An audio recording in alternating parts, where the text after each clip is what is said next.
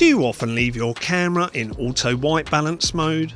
Well, if you do, you're potentially ruining your photos and videos without even realising it. It's something that I used to do, but let me explain how you can fix this.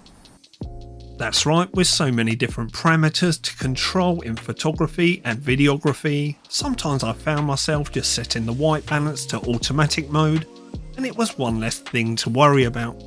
So not only in this video are we going to show you a really quick way of setting up your white balance manually, we're also going to be explaining why, if you don't set your white balance correctly, it can have such a detrimental effect on your photos and videos.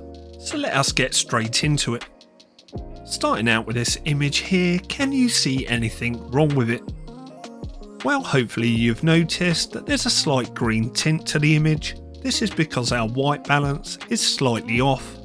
This is because we've had the camera set up in auto white balance mode, and it's just got a little bit confused under all the artificial lighting what the correct white balance should be. Now we can potentially fix this in photo editing software just like so, but there's no guarantee that all the colours in the image and tones are set correctly even after this process. Now when recording videos with the camera in auto white balance mode, the change in colour temperature and tint can be a lot more noticeable, and this constant changing of colour can almost be impossible to remove even in the best video editing software, which is why setting your white balance correctly is so important. When our camera's in auto white balance mode, it's constantly monitoring the environment and constantly adjusting the white balance to match the surrounding lighting. This isn't good if you're looking for consistency. Now this isn't to say that you should never use auto white balance. There are scenarios when it's just not possible to set your white balance manually and you can only use auto white balance. So now we have a basic understanding of how auto white balance might be degrading our images. Let's explain exactly what white balance is so that we can set it manually.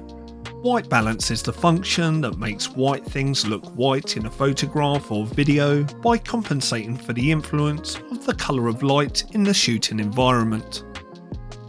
The way I think about white balance is the reference point or starting point for every colour and tone in my image. If my white balance is wrong, then so is every other colour and tone.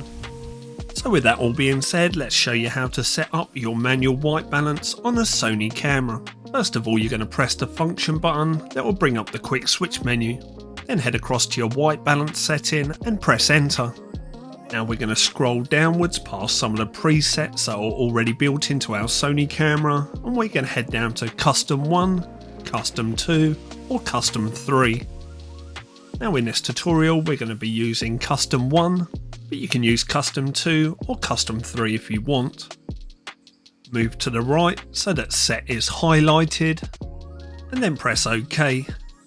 You should now have a box on the screen just like so, and within this box is where the camera is going to take its reference point for the white balance. Now you can go buy yourself an expensive white balance card, or you can save yourself some money and simply use a white lens cloth. Now all you're going to do is take your white lens cloth, making sure it's clean, hold it up in front of your camera in the highlighted box, and then press OK again. Press OK once more and you've set your white balance to the lighting environment that you're in. It really is as easy as that. So now all you have to do is head off out with your camera, your white lens cloth, and every time that the lighting environment changes, simply whip out your lens cleaning cloth and quickly set your white balance again. And then once you've captured that award-winning photo, load it up into your favourite photo editing software and ruin your perfect white balance by applying a green tint to it.